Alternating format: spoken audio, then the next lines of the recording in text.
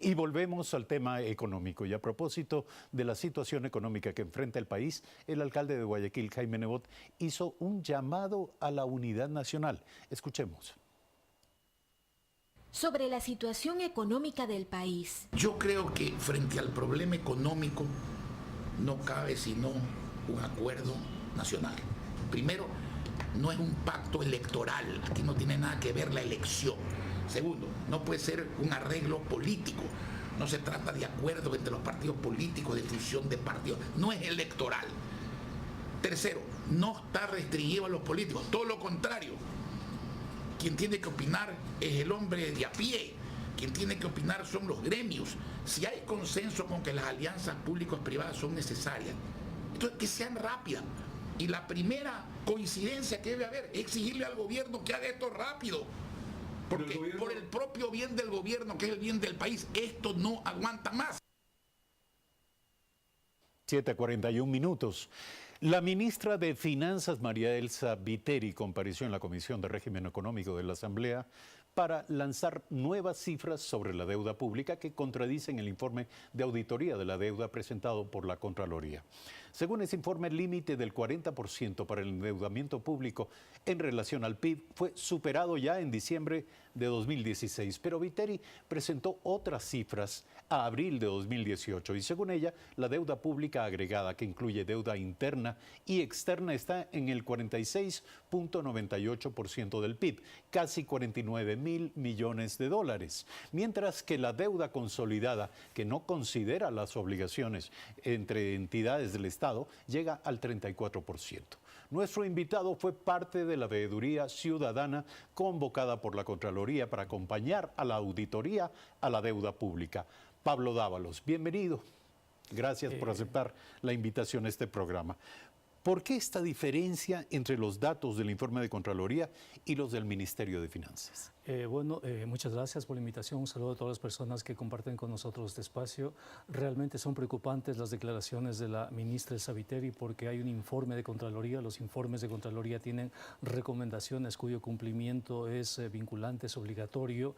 Este momento nos genera un ambiente de incertidumbre después del trabajo muy arduo que hizo la Contraloría por determinar el monto de la deuda. Ahora la ministra otra vez ratifica, si quiere, las posiciones del anterior gobierno, Rafael Correa, y le hace mucho daño al gobierno de Lenín Moreno, y le hace mucho daño también al país, porque esas declaraciones implican un ambiente de incertidumbre, al mismo tiempo que se hace daño ella misma, en el sentido de que a futuro la ministra tendrá que soportar, por así decirlo, un informe de Contraloría donde le diga, mira, usted tenía un límite y usted rebasó ese límite. ¿Por qué lo hizo, no? Y eso es un delito. Recordemos que el expresidente Correa está acusado con el delito de peculado, justamente por haber rebasado esos límites legales. Ahora, la pregunta es, ¿dónde está la verdad del tema de la deuda? La verdad está en Contraloría, la verdad ya estableció la Contraloría. La Contraloría hizo un estudio pormenorizado de lo que significa la deuda. O sea, no tenemos a dónde movernos. El IES es una institución autónoma del gobierno central. El IES no es el gobierno central.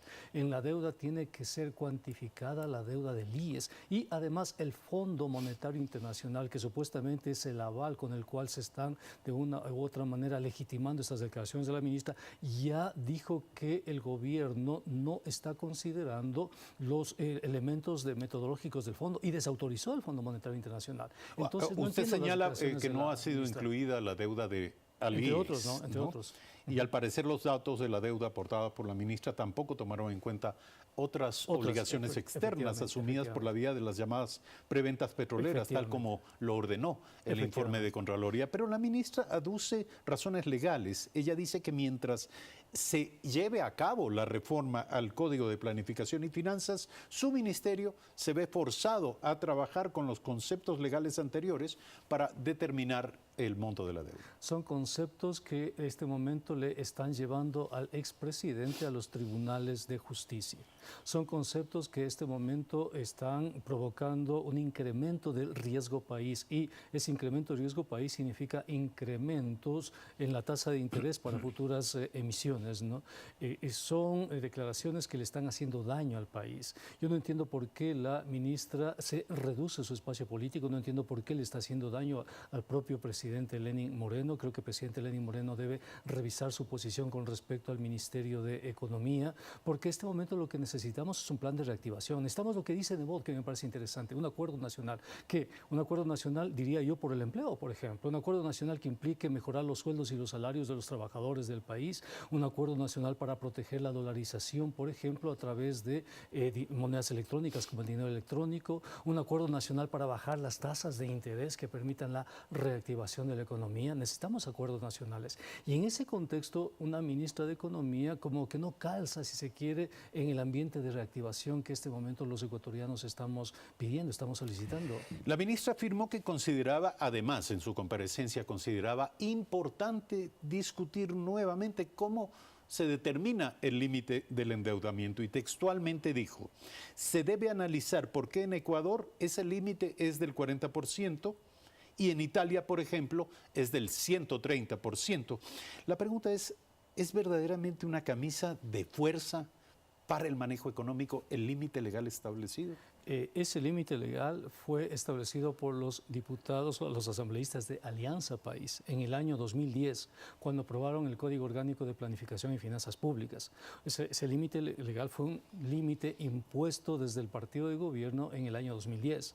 ¿Por qué? Por razones populistas. Porque dijeron, miren, la deuda no es problema, nosotros somos muy responsables, y el nombre técnico se llama regla macrofiscal. El gobierno tiene la potestad de eliminar la regla macrofiscal, de cambiarla y buscar otros parámetros para cuantificar.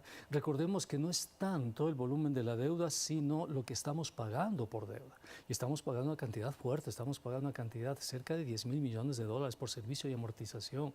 Y 10.000 millones corresponde mucho más de lo que estamos pagando e invirtiendo en salud, educación, obra pública, ¿no? Entonces no es una discusión menor, es una discusión que si nosotros hacemos una emisión de deuda de aquí en unas semanas o meses, vamos a tener que pagar una tasa de interés del 10%. Y esa tasa de interés del 10% va a significar un mayor servicio de la deuda. Entonces, la ministra tiene que medirse. Las declaraciones de un ministro de Economía son declaraciones que provocan reacciones a nivel nacional e internacional. O sea, la ministra no puede generar un ambiente de incertidumbre.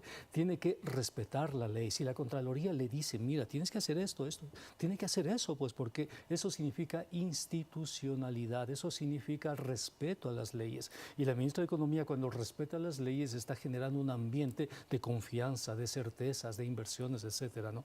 Entonces, yo no entiendo las declaraciones que son a título gratuito de la ministra de Elsa Viteri, que se contraponen incluso a la voluntad del presidente de la República, pues, ¿no? Entonces, yo me imagino que cada vez el espacio político de esta ministra se va reduciendo a una velocidad muy grande y que el presidente va a tomar decisiones, me imagino que el 24 de mayo. Pablo Dávalos, experto económico, esta mañana en Primera Impresión. Gracias por aceptar esta invitación. 7 de la mañana, 48 minutos. Cuando regresemos de un breve corte, estaremos aquí con Stalin Raza, constitucionalista, hablando del proceso de evaluación que llevará a cabo el Consejo de Participación Ciudadana y Control Social Transitorio sobre la Corte Constitucional. Ya volvemos.